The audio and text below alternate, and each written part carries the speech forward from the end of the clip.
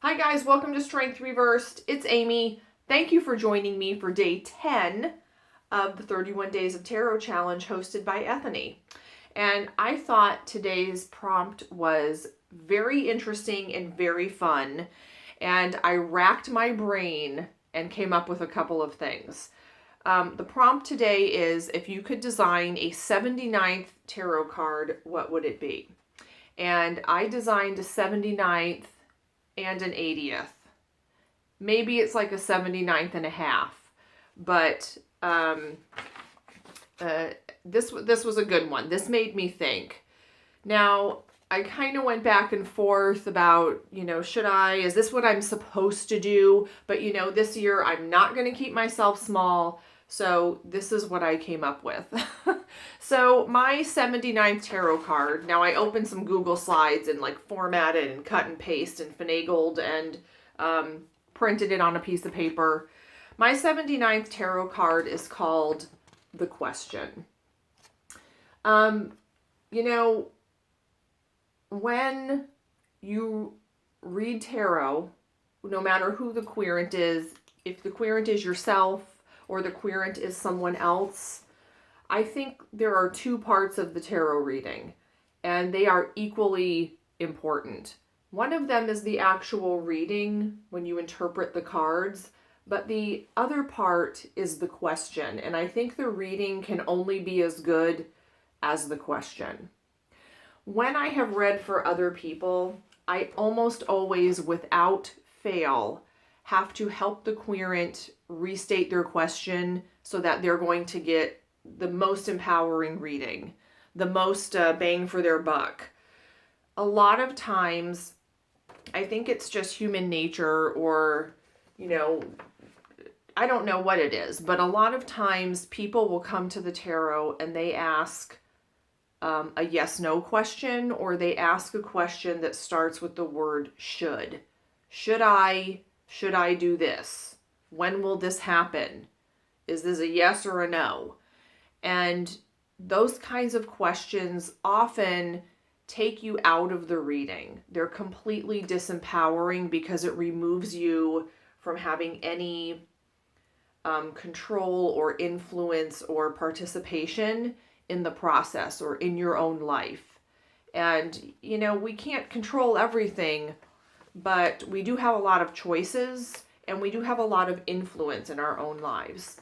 And I think when you ask big questions, I call them high energy questions, you get so much more information from the cards. I personally do not like to use the cards at all for yes-no questions. If I'm going to do a yes or a no, there are other ways that I like to do that. Flip a coin, use a pendulum. Maybe I'll flip one card. Is it reversed or is it right side up? But not, is this going to happen? Yes or no? So I found a bunch of really great quotes about questions that I put on the card. Good questions inform, great questions transform. To ask the right question is far more important than to receive the answer. The solution of a problem lies in the understanding of the problem. The answer is not outside the problem, it is the problem. I can't pronounce this person's name, but I love that quote because I think this, I can explain this more when I show you card number 80. Because, when you understand really what you should be asking, sometimes I almost called this card, you didn't ask the right question. That's not the real question would be a good title for this card, because I think a lot of times when we ask a disempowering kind of low energy question, really it's something we need to transform the question and put ourselves in the center of the question. And I can give you an example, but I'll read the other quotes. The right question is usually more important than the right answer. That's Plato. It is not the answer that enlightens, but the question. The ability to ask the right question is more than half the battle of finding the answer. So that is my 79th tarot card, the question. Super important. My 80th tarot card. Now, if you read for others, you know this card might come up in most of your readings. And it's called the He's Just Not That Into You card. And here we have Madame Trelawney telling Hermione, give it up, sweetheart. He's just not that into you. Here's your sign. You know, I think a lot of times, especially with relationship questions, people have a lot of emotions attached to the answer. And sometimes you have to gently help them see what's really the real question.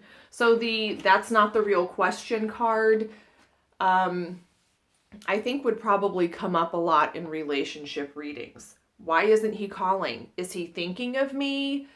How does he feel about me? You know, is he ever going to leave his wife? When the real question is, why is it okay with you to give so much of your energy to someone who's not giving anything back? That's the real question.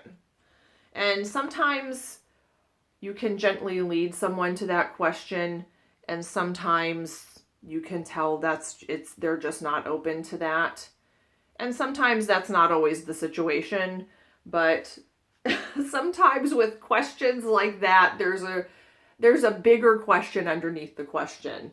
But a lot of times this is the answer. He's just not that into you.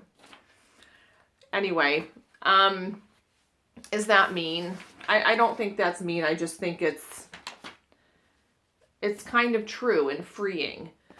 I'm going to link an article that I found by accident that I really liked. It's called Asking Questions is an Art.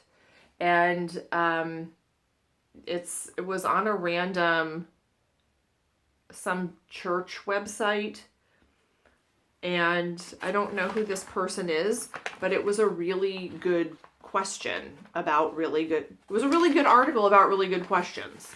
Anyway, I will link that below in the description. And yeah, thank you for joining me. Please like or subscribe, and I will see you for the next prompt. Bye, guys.